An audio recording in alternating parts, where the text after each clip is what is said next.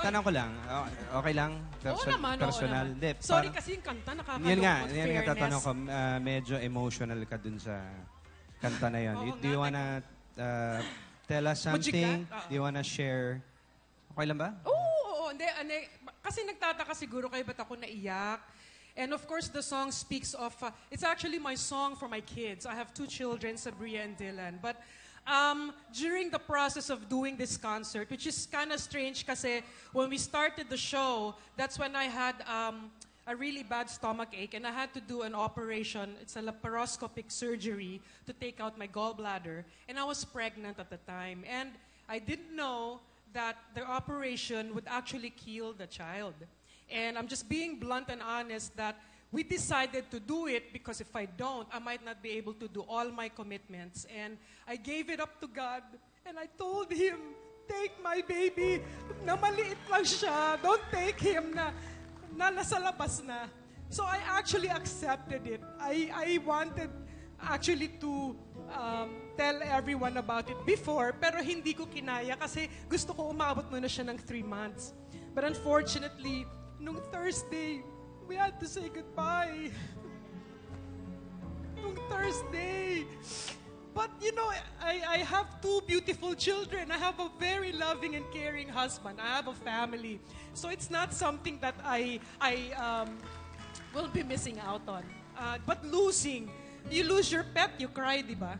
You lose a friend or a father or mother, but losing a child and you know you have no control over it, I just lifted him up to Jesus and said, you take him, make him your angel.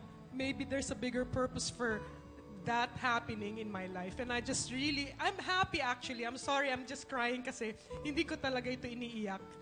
And so I just want to thank everyone that called, everyone that sent messages on Facebook, everyone that called me, everyone that showed they cared. I didn't know how many friends I had until this day, and that Thursday, in November 8th. So, and then I was watching TV that day, maraming namatay, nawalan ng buhay at mga pamilya sa Tacloban. And I figured I'm really still lucky because I have a family. And I just want to say to everyone that I'm okay. We're okay. My family's okay. God has been very good. So, tomorrow, kahit ganun ang nangyari, 2 surgeries in a month, a loss, but tomorrow I'm gaining something really great. I'm gonna gain 25 years of experience, love, some more years to look up and look forward to. And I thank each and every one of you, all the people I work with here, everyone that cares and loves me, GMA, Miss Louie, Paul, Direk Romel, my manager who's always been there. I don't know what I would do without her. And of course, I just want to say a special thank you to my husband because he's been my rock. I wouldn't know what to do if he wasn't in my life. And some people may think, na, who is this guy? We never see him. You don't have to, because in my life, he really means everything.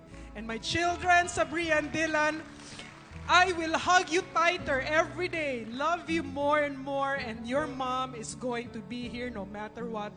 And we have Max, our baby Max is in heaven watching over us. And I thank each and every one of you. Thank you, Jano, Regine, Augie, all my friends that talagang tumawag, everyone called. Maraming nagmamahal sa'yo at gusto kong sabihin na saludo kaming lahat sa pinapakita mong tatag at pananampalataya sa Diyos. Thank you! Palakpakan natin!